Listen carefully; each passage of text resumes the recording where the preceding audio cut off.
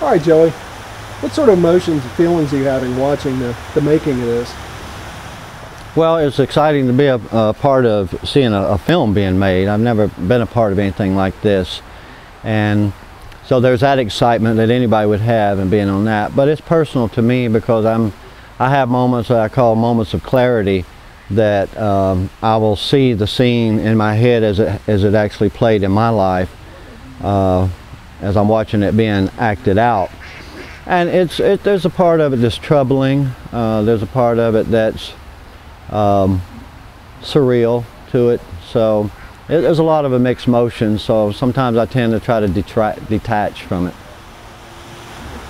What message or thoughts do you want people to come away from this movie with? What message are you trying to get across to them? Well, it's about alcoholism. And the problem that one man has with it, and his parents trying to deal with it. So, but that's not really the focal point here. It's not the alcoholism, it's the problem of codependency. I don't think a lot of people consider just how much we accommodate people with addictions.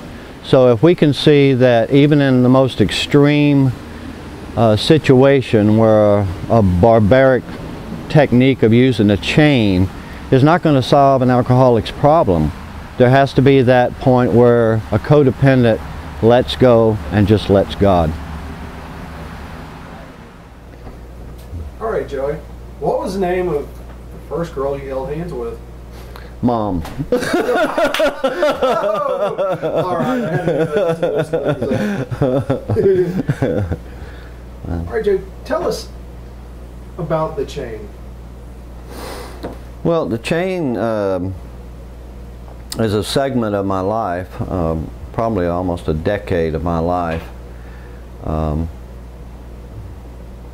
And what really, I guess, prompted it was I was looking through some old photographs that I had, and somehow or another a picture of that time came out. This picture that somehow or another survived all these years with me and my dad with this chain looped around us. And I looked at it, and I hadn't seen that picture in a long time, and I just remember being catapulted back to the events of that time. And so I stuck the picture back in my photo and thought about it for a little while. And over the course of a few days, me and my wife Mary Ann were laying on the bed, and we always discussed things about our lives and stuff, and I kept toying with this idea about telling her about that event. And I'd kind of shut that event down in my life and didn't really want to think much about it. So you have to be careful what you tell people, because sometimes it'll change their whole image of you. But we're very close, and we've shared a lot of things, so I told her about the story and wasn't quite sure what the response would be. And when I was finished telling her, she was just quiet, just looking at me, and I thought, oh well, I screwed that up, you know. And then she said, that's the most amazing story I ever heard. And then she began to prompt me to write it down, which eventually led to the book and to this film. So that's kind of how it started. Cool. What do you think sets your story apart from other people who've struggled with their addictions and their demons? Well, I think certainly one of the things that sets it apart from stories I've known, and I've certainly known a lot of people with addictions, with my association with AA and detox centers and 28-day programs, is clearly the chain itself. The chain was a dramatic attempt by my parents to help their son who was dying. And I don't think I've ever heard of anybody's parents that ever did anything that dramatic. Most of the time you hear of parents that do what's called intervention. They might, I think some states have a phrase, Baker Act or something, and they'll just have their children taken to a treatment center or something like that. And the laws are a little slippery even on that. But this certainly in my mind was separate than most people with addictions, in the fact that it was so, in some ways, barbaric and dramatic. But it was their last attempt before they threw their hands up. You think it took courage to tell the story? A curse to tell the story. Okay. You think it took courage? Oh, courage. To tell the story. Okay.